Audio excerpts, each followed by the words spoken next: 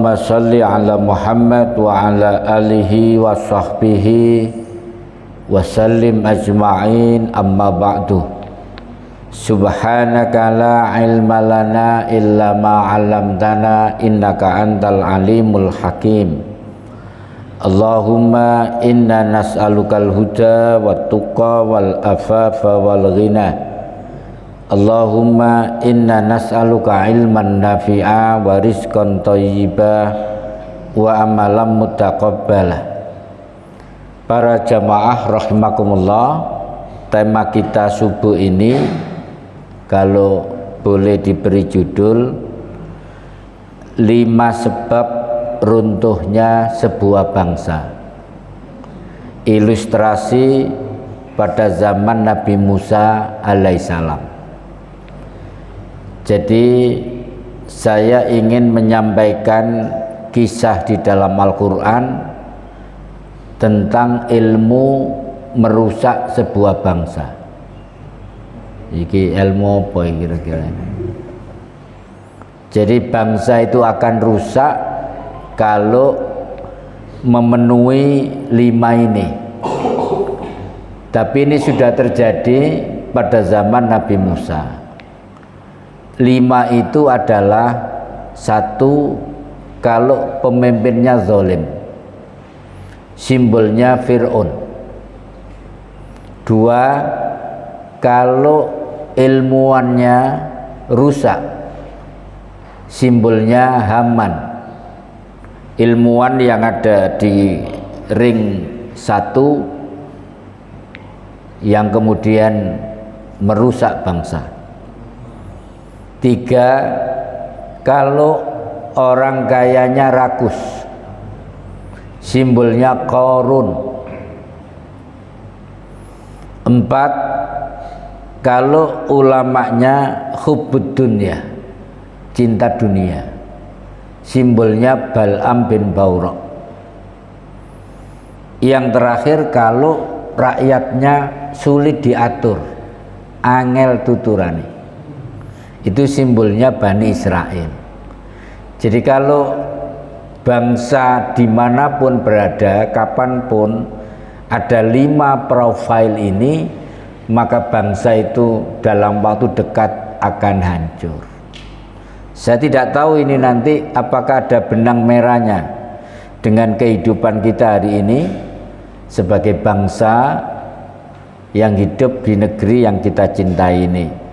Mari kita pelajari satu-satu, karena laptop saya ini lama ya, lama tapi larang, tidak kompatibel sama HDMI ini, harus pakai VGA. Ya, ini. Jadi mohon maaf kalau tidak bisa ditayangkan film tentang bangsa-bangsa ini ya.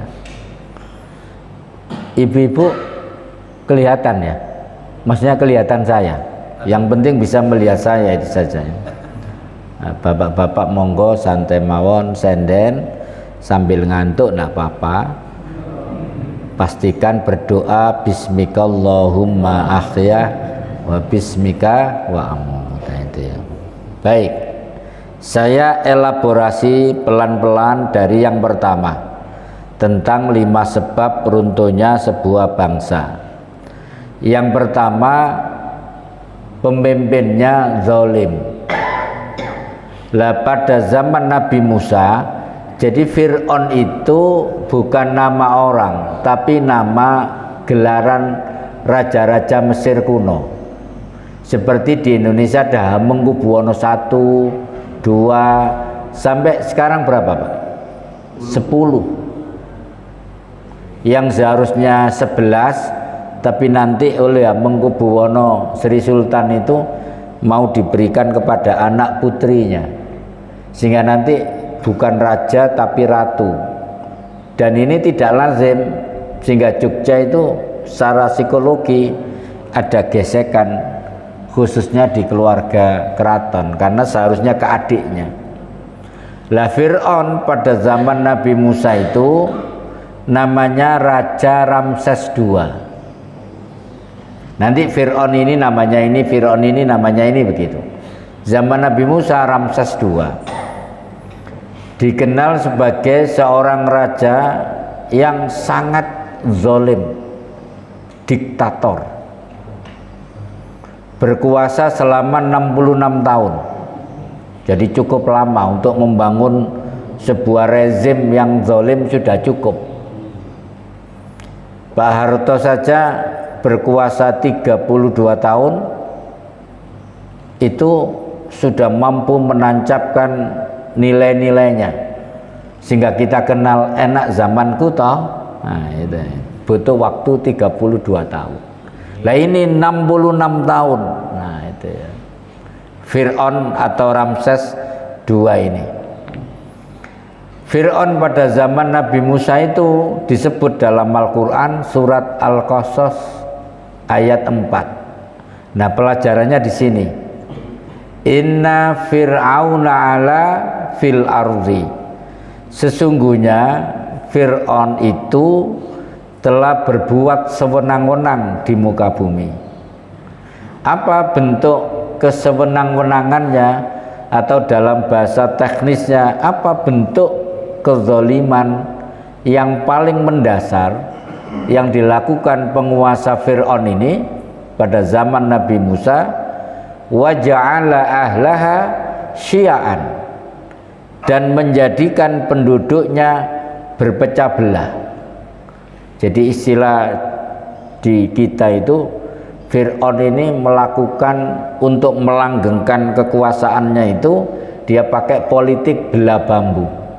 Ngerti Pak? Apa politik belah bambu?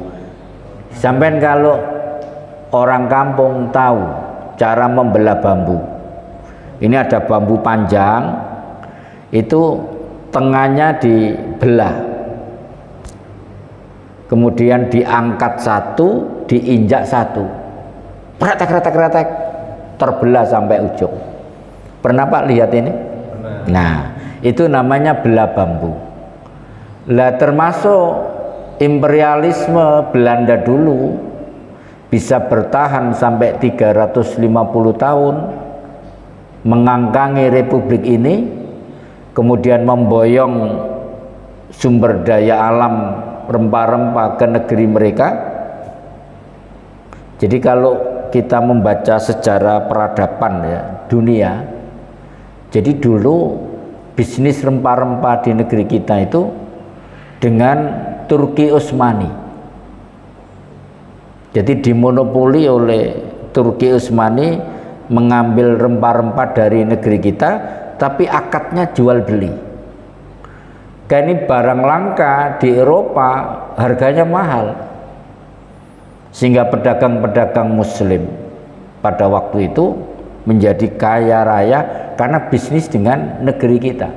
Negeri kita masih kerajaan-kerajaan, tapi orang-orang Nasrani di Eropa pingin, ini di mana sih barang ini tempatnya, kenapa nggak kita ambil sendiri, gak kulaan dewe kita. Nah, ngono ceritanya. Maka kemudian ada perjalanan ke Nusantara, namanya VOC, itu niatnya dagang, ngambil rempah-rempah bagaimana tidak melalui orang-orang Islam yang ada di Turki Utsmani waktu itu.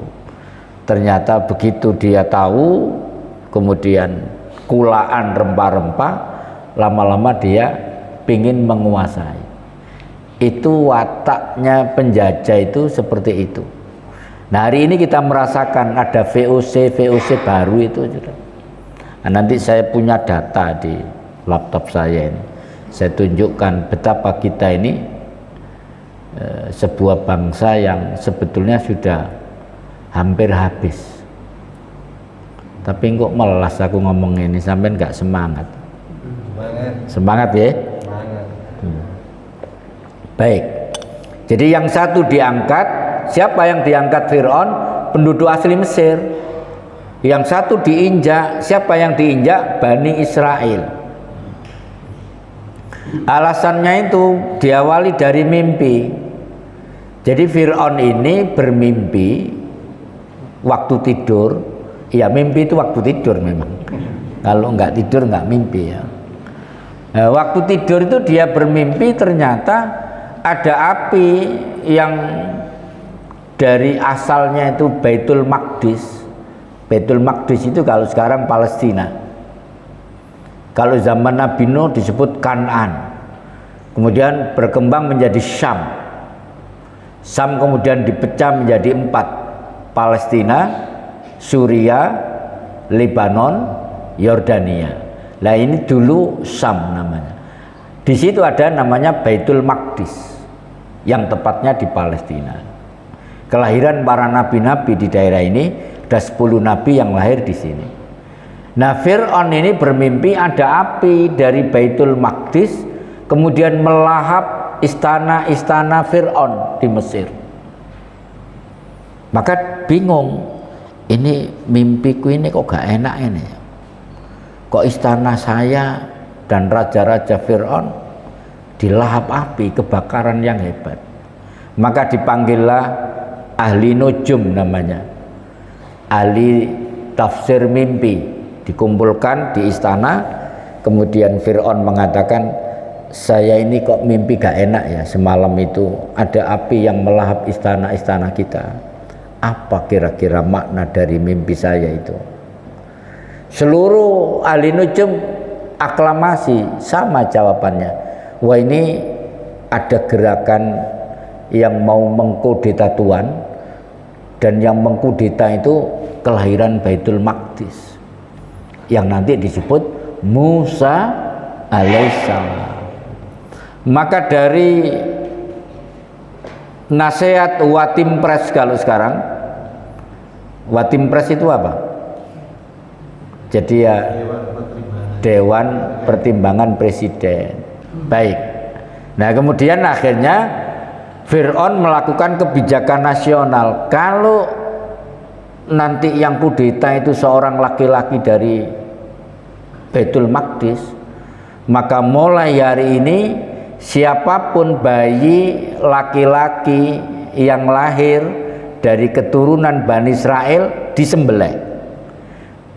Ini bentuk diinjaknya. Tapi asli, penduduk asli Mesir di lingkaran kekuasaan Fir'aun dibiarkan hidup. Jadi khusus Bani Israel, bayinya disembelih, perempuannya dibiarkan hidup. Dan orang tidak banyak baca, perempuan dibiarkan hidup itu mendapatkan perlakuan pelecehan yang luar biasa dari rezim Fir'aun ini. Makanya Fir'aun itu sampai punya gundik jumlahnya 100 wanita, dan anaknya itu total 200. Jadi gundik itu selir. Jadi punya istri sah, tapi juga punya. Saya alhamdulillah sampai hari ini belum punya gundik. Hanya satu istri saya, satu-satunya, dan saya wet-wet. Nah, ini tak wet-wet karena tidak punya kemampuan untuk meniru Fir'aun. Sakjane papat tuh ya gagah dedek Ustadz, tapi gak wani aku gitu ya. Nah, itu karena banyak kawan-kawan saya yang melakukan poligami itu kok tak delok kabeh, kok berantakan kabeh. Saya takut. Nah, saya ngomong begini nih karena istri saya nggak ikut. Baik. Sampai mana gambak lali kabeh gara-garanya. Baik. Kemudian yastad'ifu ta'ifatam minhum, dengan menindas segolongan dari mereka. Bani Israel ditindas. Yudabbihu abna'ahum, kemudian membunuh anak laki-laki mereka. Wa yastahyi nisa'ahum, dan membiarkan hidup anak-anak wanita mereka. Ini tadi, lakinya disembelih, perempuannya dibiarkan hidup, tetapi mendapatkan perlakuan yang buruk dari rezim Fir'aun. Innahu kana minal mufsidin, sesungguhnya Fir'aun termasuk orang-orang yang berbuat kerusakan. Jadi zolim itu kalau dalam bahasa agama dari akar kata zolama itu tidak menempatkan sesuatu pada tempatnya. Tapi kalau zalim dalam aspek keagamaan kita bisa diberi makna orang yang ingkar, tidak taat kepada Tuhan, disuruh berbakti tidak taat, disuruh meninggalkan larangan maka dilakukan, itu zalim. Tapi kalau zalim dalam aspek politik itu bisa diterjemahkan yaitu penguasa yang tidak menegakkan keadilan, atau penguasa yang menyengsarakan rakyatnya. Saya kalau bicara menyengsarakan ini hati-hati, karena Pak Mahfud MD sering keliru bicara menyengsarakan, ini keliru ya gitu ya. Nah ini jadi taruhlah pemimpin yang zalim itu yang tidak menegakkan keadilan atau kebijakannya menyengsarakan rakyat, membuat harga Lombok jadi 85.000, itu menyengsarakan rakyat. Berapa Bu Lombok sekarang? Pinten? Oh tambah munda. Yang turun itu sandal sama kelompen berarti ya. Iya. Kalau istri saya itu mengamati harga itu dari telur. Karena saya itu tiap pagi makan telur 3 tiap pagi sebagai sarapannya. Jadi bayangkan kebutuhan telur untuk saya itu. Jadi tahunya telur mudun mana pi selama kemarin 17. Alhamdulillah tabai Lombok tambah larang. Ya diganti merica saja kalau nyambel ya. Baik, itu Fir'aun. Jadi Fir'aun itu diberi stigma oleh Allah dalam Al-Quran, seorang pemimpin yang zalim, yang membuat kerusakan, memecah belah bangsanya sendiri, mengangkat yang satu, kemudian membunuh yang lain, kemudian kebijakannya menyengsarakan rakyatnya. Sehingga Fir'aun itu simbol. Jadi kisah di dalam Al-Quran itu pasti terulang. Orang seperti Ramses II itu akan muncul di setiap zaman. Cuman namanya bukan Fir'aun, bisa namanya yang lain, tapi kebijakannya mirip. Tapi nggak usah ikut-ikut manggil Fir'aun, nanti jadi rame. Nah yang kedua namanya Haman. Haman ini disebut di dalam Al-Quran sebanyak 6 kali. Cuma kalau saya sebut semua di sini jadi panjang. Saya coba sebut 2 ayat yang bicara tentang Haman, kemudian siapa Haman itu. Yang pertama Al-Qasas ayat 6. Memang kisah-kisah itu kan banyak di Al-Qasas, makanya Al-Qasas itu maknanya kisah-kisah. Jadi kumpulan kisah-kisah. Walaupun kisah itu tidak mesti di dalam Al-Qasas, di dalam ayat yang lain juga banyak kisah. Lah tentang Haman ini, pertama Allah berfirman dalam surat Al-Qasas ayat 6 dan ayat 8. Tapi saya baca ayat 8-nya dulu.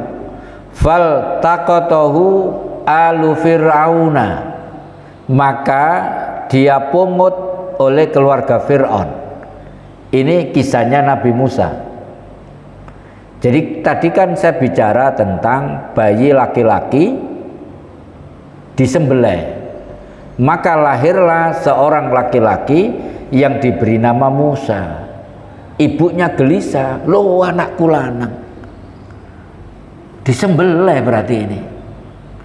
Maka kemudian ibunya Musa ini mendapatkan ilham. Ilham itu kalau pada Nabi namanya wahyu. Dari mana ilham itu? Dari Allah. Kalau diterjemahkan kita, ilham itu ide yang cemerlang. Karena bukan wahyu. Kalau Nabi wahyu.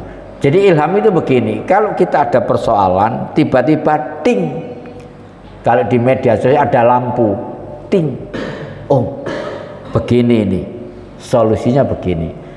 Lah ibunya Nabi Musa mendapatkan ilham agar anaknya dihanyutkan ke sungai Nil. Nah, jadi maka dia dipungut oleh Fir'aun liyakuna lahum aduwan wa khazanan, agar kelak menjadi musuh dan sumber masalah di kerajaan Fir'aun. Musa ini menjadi musuh. Jadi ceritanya kan di Kintirno dihanyutkan, kemudian istana Raja Fir'aun Ramses II itu di belakangnya tembus sungai Nil, dan di situ dibangun tempat pemandian para permaisuri. Jadi tembus sungai Nil yang jernih itu. Maka tatkala wanita-wanita cantik permaisuri Fir'aun ini mandi, kotak yang dihanyutkan itu berhenti di situ. Maka dilihat oleh salah satu istri Fir'aun yang bernama Asia. Itu dijamin masuk surga, bahkan tidak pernah tersentuh, tidak pernah bersentuhan dengan Fir'aun. Bayangkan seorang raja punya istri yang paling disayangi, tidak pernah tersentuh oleh suaminya itu. Itu ceritanya panjang. Ada yang si Israiliyat macam-macam. Nah, kemudian istrinya Fir'aun ini tertarik, maka Musa kecil dipungut sebagai anak. Padahal ini aslinya yang api dari Baitul Maqdis ya ini. Tapi karena istrinya sangat mencintai anak ini, Fir'aun angkat tangan. Tidak sanggup untuk menolak keinginan istrinya yang luar biasa itu. Jadi kadang-kadang wong lanang ngono, Pak, ambek bojone peplek. Gak berkutik. Ngomongnya kok yes di luar, nah oma ternyata nyekukru sampai bojone. Kongkon kora-kora gelem, tuku lombok, terasi, tuku LPG, nyapu, ngepel, nyetelika. Ada yang begitu. Tapi bukan saya ya. Itu ya.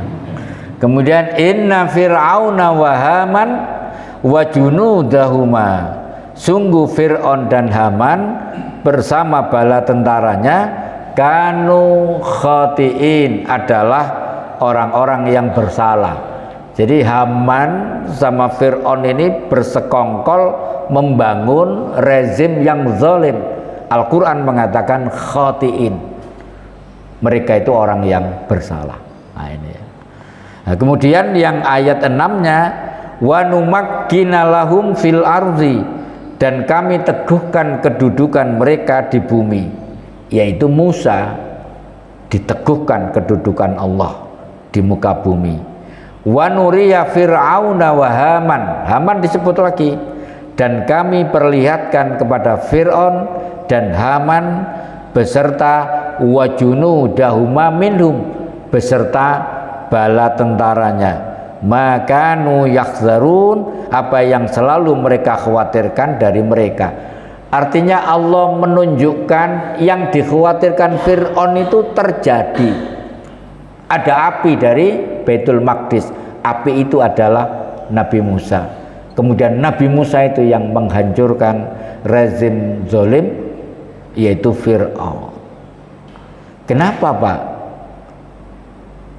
Jadi hukum sosial itu, para jamaah sekalian, dalam hukum sosial, kalau ada pemimpin zalim, kemudian rakyat tidak mampu melawan pemimpin zalim itu, maka Allah turun tangan.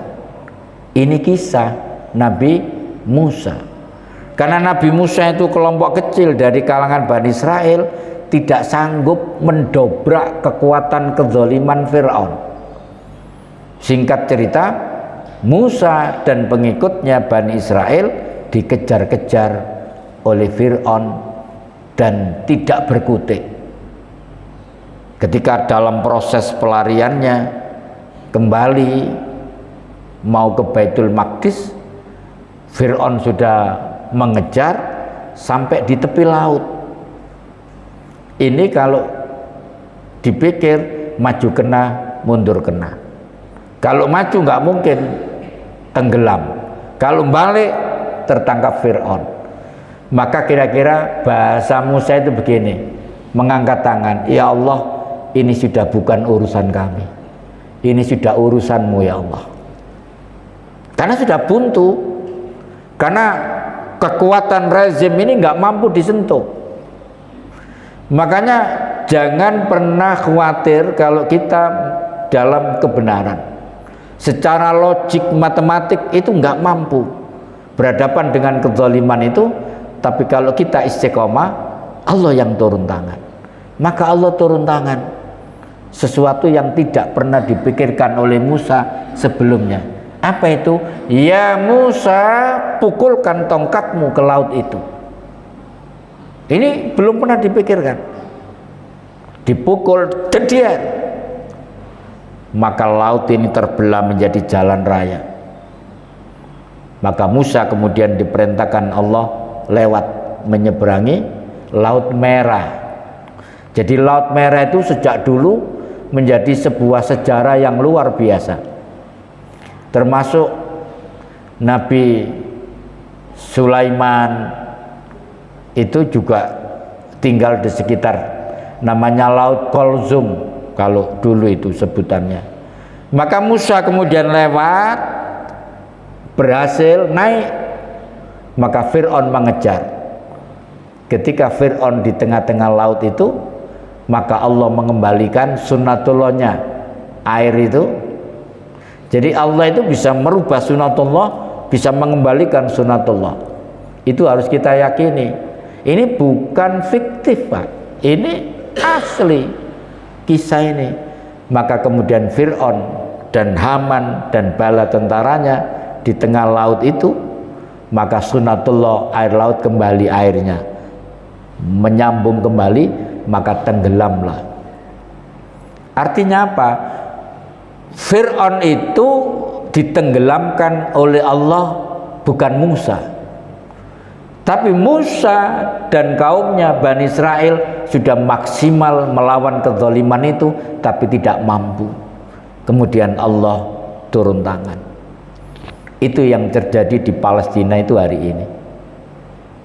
Tidak punya kemampuan bertahun-tahun melawan Zionis, tapi Allah turun tangan. Banyak menurunkan pasukan dari langit yang menurut pengakuan tentara Zionis itu warnanya putih, turun dari langit, dan itu dia tidak mampu menghadapinya. Sampai nanti juga begitu. 2024 itu ada pasukan dari langit, jangan khawatir. Sekarang istiqomah saja. Jangan salah memilih. Lu aku kok paling kampanye nah, baik. Saya lanjutkan. Nah, narasi tentang Haman itu, Haman ini para jamaah sekalian intelektual, orang yang paling cerdas di lingkungan Fir'aun. Bahkan dia itu jabatannya kalau sekarang itu bisa diistilahkan menteri segala urusan.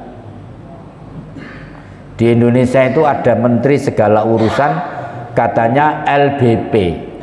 Oke, sekarang sakit, saya belum sempat jenguk ke Singapura. Dan menurut menantunya proses penyembuhannya agak lama. Ya nanti kita jenguk bareng-bareng lah dari setelah pengajian ini. Jadi apa jabatannya Haman itu? Pertama menteri segala urusan tadi. Yang kedua bukan main, penasehat bidang agama satu-satunya terhadap Fir'aun.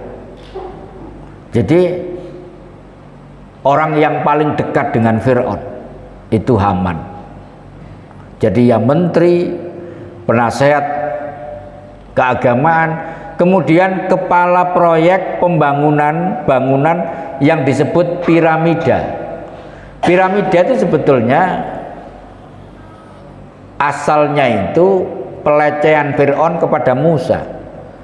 Fir'aun itu melecehkan begini, ya Haman, bangunkan aku bangunan yang tinggi, aku ingin mengintip Tuhannya Musa. Itu melecehkan, meledek. Maka dibangunkan piramida itu, yang dalam sejarah saya baca butuh karyawan sampai 50.000. Kemudian bahan dari piramida itu mirip Borobudur. Ada yang mengatakan ini membangunnya satu zaman karena pakai teknologi dan bahan yang sama, yaitu tanah yang dibakar. Tapi mungkin struktur tanahnya beda dengan tanah kita, itu kekuatannya itu sampai hari ini ribuan tahun. Kemudian antara batu bata yang satu dengan yang lain itu dilem, Pak. Kalau sekarang semen. Ada yang mengatakan lemnya itu pakai telur. Aku entek telur berapa ton? Mbok ya diceplok apa telur, nggak usah dipakai ngelem begitu. Itu. Nah, kemudian jadilah bangunan ini yang masuk keajaiban dunia yang sulit ditiru. Itu otaknya Haman yang mikir. Bayangkan, pinternya apa Haman itu. Tapi akhirnya ikut tenggelam karena mendukung kezalimannya Fir'aun. Nah, jadi itu Haman. Yang ketiga apa tadi? Penguasanya apa? Orang kayanya itu rakus. Jadi kalau orang kaya di sebuah negeri itu rakus, berpengaruh kepada kebusukan bangsa itu. Lah zaman Fir'aun, orang kaya yang rakus itu namanya Qarun. Itu disebut dalam surat Al-Qasas juga ayat 76. Inna Qaruna kana min qaumi Musa. Sesungguhnya Qarun itu termasuk umatnya Nabi Musa. Kalau sampean baca sejarah Qarun itu anaknya paman Nabi Musa alaihissalam. Kalau saya punya paman punya anak laki-laki, itu dengan saya pernah apa, Pak? Hah? Sepupu? Misanan. Jadi Qarun itu minsanannya Nabi Musa alaihissalam. Fabagha alaihim, tetapi dia zalim kepada Musa. Jadi dulu satu keluarga dengan Musa, kemudian karena meningkat kekayaannya, makanya harta itu jadi fitnah. Begitu kaya, wis gak level ambek Nabi Musa. Levelnya Fir'aun, levelnya Haman, begitu. Orang kaya itu memang cenderung kumpul orang kaya, Pak. Betul enggak? Ngopi saja beda. Orang kaya itu ngopinya di sana, di Ciputra World. Satu cangkir kopi luwak itu 75.000. Ya sak meniki. Kok tahu? Aku pernah soalnya. Diajak teman. Iya, di Majen Sungkono itu. Kan saya kejar berapa, Mbak, satu cangkir? 75. Ruang ngono tak jaluk mentahan. Tuh kono kapal api dadi 2 bulan. Nah itu. Cuma saya tidak minum kopi sasetan ya. Itu ya tak tingkatkan level saya sedikit lah. Saya kalau minum kopi gayo. Saya beli kopi ini diseleb, saya bawa pulang. Tiap pagi saya minum kopi tanpa gula. Ngono kopi kok sasetan, itu nggak ada penyakit. Nah, baik. Nah ini kumpulnya orang-orang kaya. Maka ini sudah biasa, Pak. Jadi sudah secara sosiologis memang orang kaya itu nyamannya ya kumpul orang kaya. Sampai ada pendidikan itu untuk pendidikan orang kaya. Ada pondok itu pondoknya orang kaya. Di Batu itu ada pondok, beberapa pondok yang inden, masuknya itu 50 juta. Ini nggak kuat saya. Gontor biayanya hanya 520. Satu bulan sak makane sak. Ini satu bulan ada yang 5 juta, ada yang 3 juta. Lah itu memang kelas-kelas itu bisa, itu wajar lah begitu. Lah Qarun mendekatnya ke lingkaran kekuasaan Fir'aun. Kemudian Allah mengatakan wa atainahu minal kunuzi, dan kami telah menganugerahkan kepada Qarun itu perbendaharaan harta yang luar biasa. Ma inna mafatihahu latanu bil usbati ulil quwwah. yang kunci-kuncinya sungguh berat, dipikul oleh orang-orang yang kuat. Ini dipikul orang kuat, nanti perkembangannya sampai dibawa 60 ekor onta, kunci gudangnya Qarun. Kita bisa bayangkan kekayaannya. Idz qala lahu qaumuhu la tafrah. Kemudian ada orang-orang yang berkata kepada Qarun, la tafrah, ya Qarun, kamu jangan sombong dan membanggakan hartamu. Sudah ada yang menegur, Pak, kezaliman Qarun ini. Innallaha yuhibbul farihin. Sesungguhnya Allah tidak menyukai orang-orang yang berbuat atau membanggakan diri. Jadi sombonglah. Memang sombong itu punya modal, Pak, biasanya. Kalau nggak punya modal itu nggak sombong lah. Orang kaya punya modal, sombong wajar. Orang yang punya kekuasaan sombong wajar. Dulu ada wali kota Surabaya itu yang agak sombong. Kalau ada orang resek itu macam-macam, rumahmu tak jadikan jalur hijau loh. Ada itu. Kalau sampean ingat, punya harta bisa sombong, punya kekuasaan bisa sombong, punya kekuatan fisik bisa sombong. Gede dukur dempal ndelok wong kuru macam-macam tak kiwa loh. Sombong nih. Mentang-mentang kuru. Orang tampan, ganteng, putih bisa sombong, ndelok wong ireng diceluk, "Heh, jeliteng." Sombong. Cantik juga bisa. Orang cantik, paras mukanya putih karena selalu lulur, ndelok orang yang kurang cantik bisa ngeledek. Termasuk ada orang yang miskin sombong, nggak ada, hanya ada satu, Pak, di Wonokromo di stasiun. Saya tunjukkan kisahnya. Ini hanya ada satu orang miskin yang sombong. Kalimatnya begini, aja macam-macam bare aku kan. Durung ana wong mbambung nok pasar Wonokromo, aku wis mbambung dhisik. Ya situ tok iku yang lain nggak ada. Nah itu. Jadi pasti orang sombong itu punya potensi, punya kelebihan. Nah itu ya. Nah, baik. Nek penguasa macam-macam tak gebek. Nah itu. Metu sombonge. Nah itu ya. Oh, ndas semua. Itu termasuk metu sombonge. Baik. Ini ada narasi begini, Pak, untuk referensi tentang Qarun ya. Jadi Qarun itu saking kayahnya, Pak, kalau pergi di sebuah kawasan itu pengawalnya 600 laki-laki, 600 perempuan yang melayani. Kita bisa bayangkan kekayaannya. 600 itu 300 laki-laki, 300 perempuan. Kemudian dikawal lagi oleh 4.000 pengawal. Jadi sing melayani 600, laki-laki 300, perempuan 300. Tapi pengawalnya 4.000. Kemudian diiringi lagi 4.000 binatang ternak kalau dia pamer kekuasaannya itu. Dan di sini tertulis dan 60 ekor onta khusus mengangkat kunci-kunci gudangnya. Sampai bisa bayangkan kekayaannya. Saya ini nggak punya kunci berangkas sama sekali, Bu. Saya ini ya kunci sepeda motor ada di rumah. Nah ini Qarun 60, bayangkan. Nah itu. Nah ini Qarun. Saya tunjukkan kesombongannya Qarun.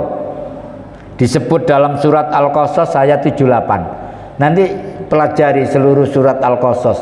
Kita akan mendapatkan pelajaran tentang kisah-kisah yang luar biasa. Ketika ditanya Qarun ini oleh wartawan saat itu, kira-kira, ya Qarun, wahai Tuan Qarun, apa rahasia sukses Anda sampai punya kekayaan begitu luas seperti ini? Qarun ini jawabnya sombong, Pak. Kalau orang beriman ditanya, apa Pak rahasia sukses Anda bisa punya kekayaan sebesar ini? Orang beriman, jawaban yang benar adalah haza min fadli rabbi. Semua ini karunia dari Tuhanku Allah. Itu orang beriman. Tapi Qarun tidak. Ketika ditanya, apa rahasia sukses Anda Tuhan?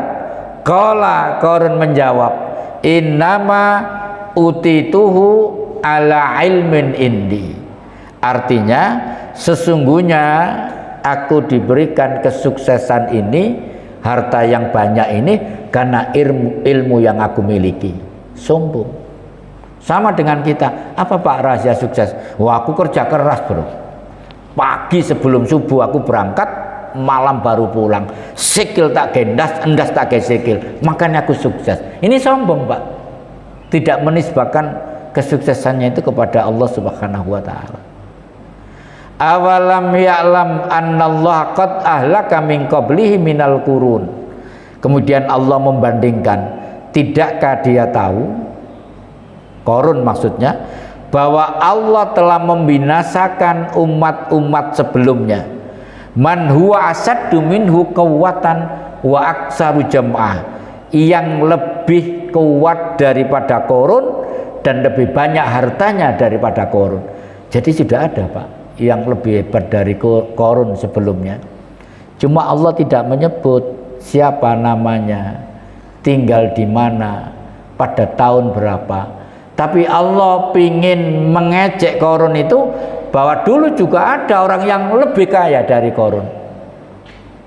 Kemudian juga ditenggelamkan oleh Allah. Jadi karena apa-apa nih Qarun. Lah dalam kaidah penafsiran Al-Quran, kalau Allah tidak menceritakan itu kita tidak perlu tanya. Artinya pertanyaan begini itu salah. Iku sapa maksudnya Allah itu? Sebelum Qarun yang lebih kaya itu sapa ya jenenge? Hidup pada zaman Nabi siapa dan kapan? Di mana kekayaannya? Itu nggak penting karena Allah ingin cerita tentang Qarun pada zaman Nabi Musa.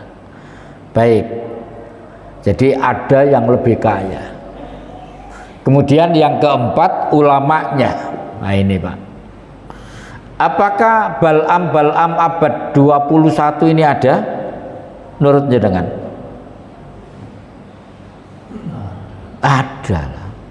Jadi memang godaan ulama itu ada 3 Pak, yang jarang lolos.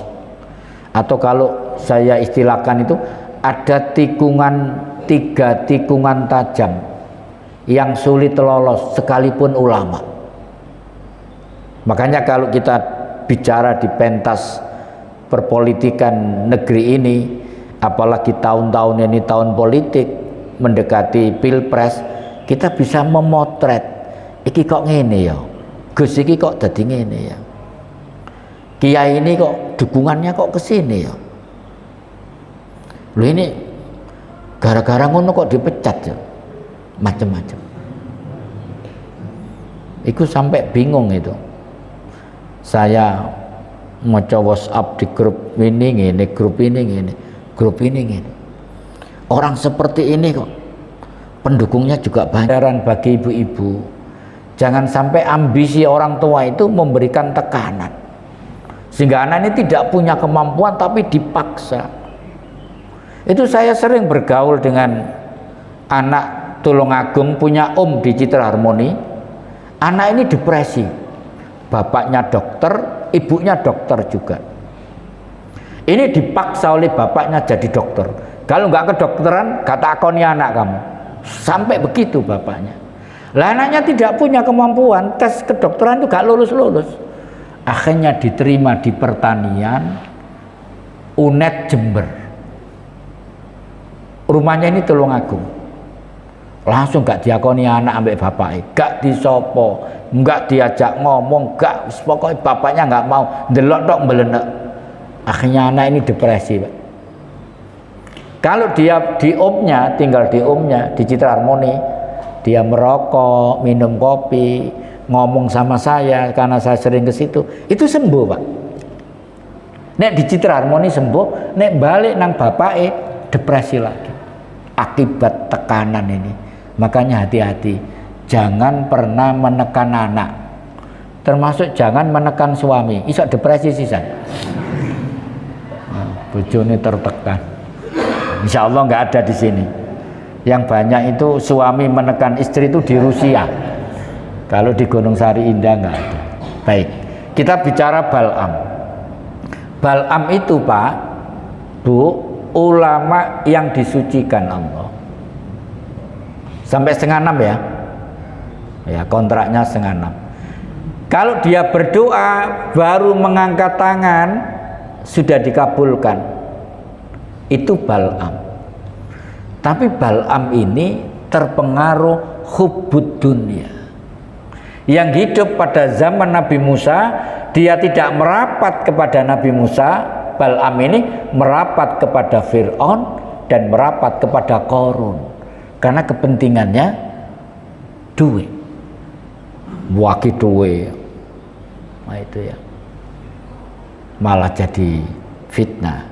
Nah disebut, jadi Allah menyebut 6 ayat, tapi ini menjadi kisah Bal'am yang utuh. Dalam surat Al-A'raf surat 7 ayat 175 sampai 176. Sampai dengarkan baik-baik. Apakah orang seperti Bal'am ini ada zaman ini? Allah mengatakan dimulai dari watlu alaihim naba'allazi atainahu ayatina, dan bacakanlah kepada mereka Muhammad, kisahkan pada umatmu berita tentang orang yang telah kami beri ayat-ayat kepadanya. Atainahu ayatina, yaitu Bal'am kisahnya. Fansalakha minha, tapi dia melepaskan ayat-ayat itu. Jadi kisah tentang orang yang mendapatkan ayat Taurat tapi dilepaskan. Ulama ini melepaskan ayat-ayat ini, tidak dipakai pedoman lagi. Fa'atba'ahu syaiton, kemudian dia diikuti oleh setan sampai tergoda. Setan di sini bermakna setan manusia, yaitu Fir'aun dan Qarun. Tergoda oleh Fir'aun dan Qarun. Fakana minal ghawin, maka kemudian dia menjadi sesat. Nah ini Bal'am menjadi sesat. Walau syi'na la rafa'na biha, dan sekiranya kami mengendaki, niscaya kami angkat Bal'am itu biha, dengan kitab Taurat itu. Walakinnahu akhlada ilal ardi, akan tetapi dia menginginkan atau mengambil dunia, condong kepada dunia, wattabahawahu, dan memperturutkan hawa nafsunya. Jadi kalau Allah menghendaki saja ini diangkat Bal'am itu, kalau konsisten pada ayat-ayat Taurat, tapi dia tergoda, terperdaya oleh dunia, ad-dunya. Ad-dunya itu apa maknanya? Ad-dunya itu sesuatu yang rendah maknanya. Ini bukan tinggi, bukan rendah, bukan kebalikan ini, tapi sesuatu yang tidak bernilai. Ad-dunya itu maknanya sesuatu yang rendah, tidak bernilai. Lah Bal'am terjerumus kepada ilal ardi, dunia, sesuatu yang tidak bernilai itu. Famasaluhu kamasalil kalbi, kemudian Allah memberikan stigma, perumpamaannya seperti anjing.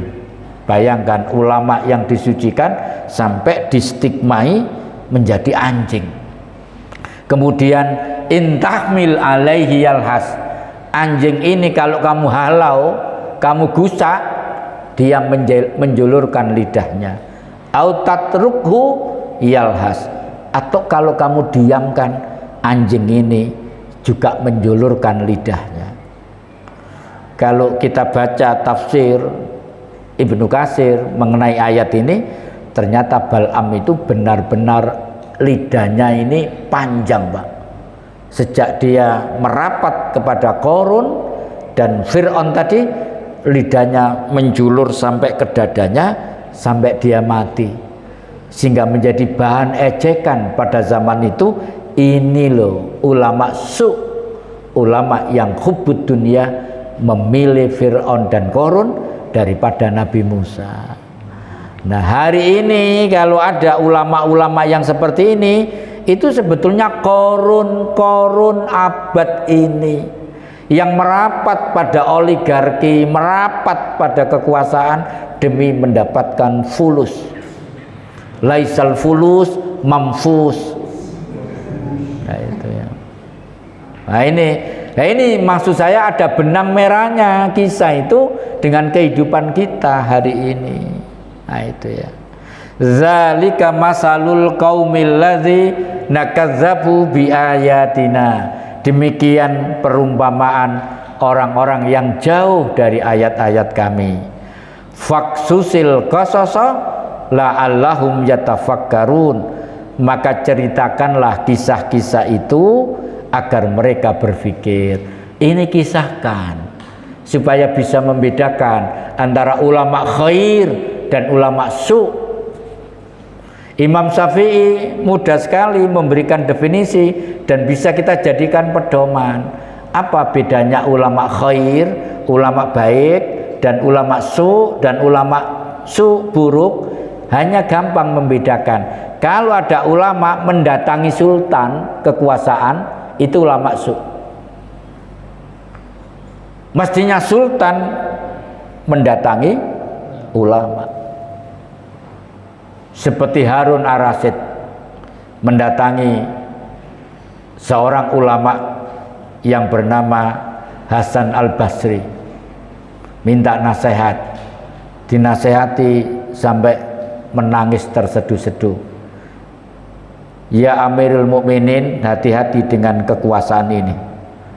Kursi ini pernah diduduki oleh Abu Bakar, maka jadilah kamu pemimpin yang bijaksana. Nangis, aku nggak mungkin sekelas Abu Bakar. Ditambahi lagi, hati-hati kamu dengan kekuasaan ini. Ini kursi ini pernah diduduki oleh Sayyidina Umar, maka jadilah kamu penguasa yang mampu membedakan yang hak dan yang batil. Tambah nangis. Umar kan kenceng membedakan hak dan batil. Hati-hati kamu dengan kekuasaan ini, katanya. Ini pernah diduduki oleh Utsman bin Affan, maka jadilah kamu pemimpin yang menyayangi rakyatmu. Jangan menzolimi. Tambah nangis. Kemudian yang terakhir, hati-hati kamu dengan kekuasaan ini. Ini pernah diduduki oleh Sayyidina Ali, maka jadilah kamu penguasa yang cerdas, fatona. Jadi butuh Pak kecerdasan pemimpin itu. Nek lolak-lolok ngono yo angel. Sekolah yo gak jelas, lulusnya kapan. Jadi pemimpin yo angel. Nah, ini Sayyidina Ali itu orang yang cerdas, sampai Nabi mengatakan, aku gudangnya ilmu, Ali kuncinya. Bab ilmu tanyalah kepada Ali. Umar bin Khattab ketika menjadi khalifah tidak pernah satu kali pun memberikan keputusan besar kenegaraan sebelum ketemu Ali. Saking pinternya Ali. Anak muda yang cerdas. Sajane Indonesia itu banyak anak muda yang cerdas, banyak. Netizen kita itu sampai kalang kabut Israel dengan netizen Indonesia. Anak-anak cerdas di negeri ini banyak. Sayangnya kan sing wani nyalokno wakil presiden ngono. Nah itu. Nah itu. Baik, yang terakhir sebagai penutup, waktunya kurang 5 menit. Nanti dalil-dalilnya yang kelima bisa di-share yang sudah saya kirim itu. Nah, ini saya terangkan secara singkat. Sebuah bangsa itu akan runtuh kalau rakyatnya sulit diatur. Figurnya itu Bani Israel. Bani Israel itu Pak, sampai di awal Al-Baqarah sudah diceritakan lengkap supaya kita itu hati-hati dengan Bani Israel, orang Yahudi.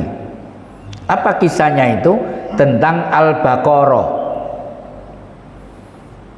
Jadi surat Al-Baqarah itu sebenarnya kisah Bani Israel. Al-Baqarah itu ada yang menerjemahkan sapi betina karena ada tak marbutonya, tapi ada yang menolak. Ini perbedaan para pakar tafsir. Tidak setiap muannas itu ditandai dengan tak marbuto. Al-Baqarah itu alnya itu makrifah, sebenarnya bukan sapi betina tapi seekor sapi. Dalam konteks kisah dalam surat Al-Baqarah memang konteksnya itu seekor sapi, bukan sapi betina. Jadi ceritanya begini. Ini cerita panjang tapi tak singkat. Ada kasus pembunuhan, Pak, di kalangan Bani Israel. Lah, para penguasa Bani Israel tidak mampu menangkap siapa pembunuhnya ini. Maka dilaporkan kepada Nabi Musa. Nabi Musa mendapatkan wahyu, cari pembunuhnya itu dengan cara menyembelih seekor sapi. Kalau sekarang kan diselidiki, ini zaman dulu itu hitam putih wahyu itu. Bagaimana cara mencari pembunuhnya? Disembelihkan seekor sapi. Setelah disembelih, diambil satu potong dagingnya. Daging sapi ini dipukulkan kepada orang yang terbunuh tadi. Jedier, bangun, Pak, hidup kembali. Ditanya, siapa sebetulnya yang membunuh Anda ini? Karena dia hidup menuding, ini yang gak enak contohnya kok sampean. Ini gitu ya. Ini pembunuhnya. Loh, keponakannya sendiri. Ini yang bunuh saya. Lalu ditanya, apakah benar Anda yang membunuh paman? Benar. Apa dasar yang Anda kira-kira lapo kok sampean pateni paman sampean dewe? Ini menjawab, saya ingin menguasai hartanya, gitu kan. Wes ditangkep ini, maka ini mati lagi sudah. Jadi dipukulkan daging itu untuk menangkap si pembunuh ini, gitu loh. Kok saiki ana ngono enak ya? Iki beleno PT ae. Malah dipukulkan. Sapa Pak sing mateni sampean? Wes guys, ini sing mateni aku. Nah ini. Akhirnya lah ceritanya ketika disuruh mencari sapi ini resek Bani Israel. Sakjane kok ambil sapi disembelih, ambil sapi sembarang nggak masalah, tapi takut warnanya apa? Bani Israel itu. Mariono warnanya merah. Ini sapi ini gimana? Sudah pernah yang pernah dipakai bekerja apa yang belum, bla bla wakai pertanyaan ini. Akhirnya karena banyak pertanyaan itu menyulitkan Bani Israel. Akhirnya tidak ditemukan sapi yang dimaksud karena banyaknya pertanyaan itu, kecuali hanya seekor sapi di kalangan Bani Israel. Ono sitok tok iki hampir tidak ditemukan. Makanya ojo akeh-akehan takon, ngarai koyok Bani Israel menyulitkan sendiri ya itu. Ini bukan berarti sampean gak oleh takon pas ceramah ini. Ngono. Takon koyok Bani Israel, bukan itu maksudnya. Ini pertanyaan yang dampaknya menimbulkan kesulitan bagi mereka gitu loh. Makanya bertanya itu kalau kasratus soal itu termasuk tidak baik. Tapi kalau bertanya, memang bertanya tidak apa-apa. Baik. Jadi nanti beberapa ayat tentang karakteristik Bani Israel bisa dibaca. Tapi kira-kira reseknya Bani Israel itu seperti itu. Banyak pertanyaan yang ini menjadi indikator penyebab runtuhnya sebuah bangsa kalau rakyatnya resek tadi. Jadi kalau disimpulkan, sebuah bangsa itu para jamaah sekalian akan mengalami kehidupan yang berkemakmuran, berkeadilan ditentukan pertama oleh rakyatnya. Rakyatnya beriman dan bertakwa. Walau anna ahlal qura amanu wattaqau lafatahna alaihim barakatum minas sama'i wal ardi. Yang kedua ditentukan oleh pemimpinnya. Maaf saya tambah 2 menit. Pemimpinnya itu baik. Lah pemimpin baik itu di dalam Al-Quran disebut dengan dua kata, qawiyun amin. Jadi ketika anaknya Nabi Zakaria angon wedhus di padang pasir, nimba royoan, ketemu seorang laki-laki perjaka, itulah Musa membantu. Kemudian disuruh mampirlah ya di sana ke rumah bapakku, barangkali nanti ada ongkos untukmu. Maka anak perempuan Nabi Musa ini mengusulkan agar Musa ini dijadikan pegawainya. Apa alasanmu? Karena ini qawiyun amin, katanya. Ini yang kuat. Qawi itu bermakna profesional, tangkas, kuat fisiknya. Amin, dapat dipercaya. Jadi kira-kira kalau rakyatnya baik, kemudian pemimpinnya amanah dan profesional. Profesional itu punya basic memimpin, punya ilmu, punya pengalaman. Itu profesional. Dalam bahasa Al-Quran qawi namanya. Amin, jangan amin yang nomor satu loh ya, nggak kampanye ini.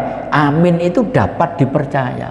Memang track recordnya tidak pernah kena kasus korupsi, tidak pernah menggelapkan uang rakyat, tidak pernah tidak amanah. Itu pemimpin efektif. Nah kalau pemimpinnya efektif, rakyatnya juga beriman dan bertakwa, berkumpul di sebuah bangsa, maka itu menjadi bangsa yang diberkahi oleh Allah, tidak runtuh. Lah mungkin nggak bangsa kita ini seperti itu? Ya berpulang kepada kita. Baik, persis jam 5:30 ini. Kalau ada yang perlu didiskusikan, monggo. Nggih, silakan.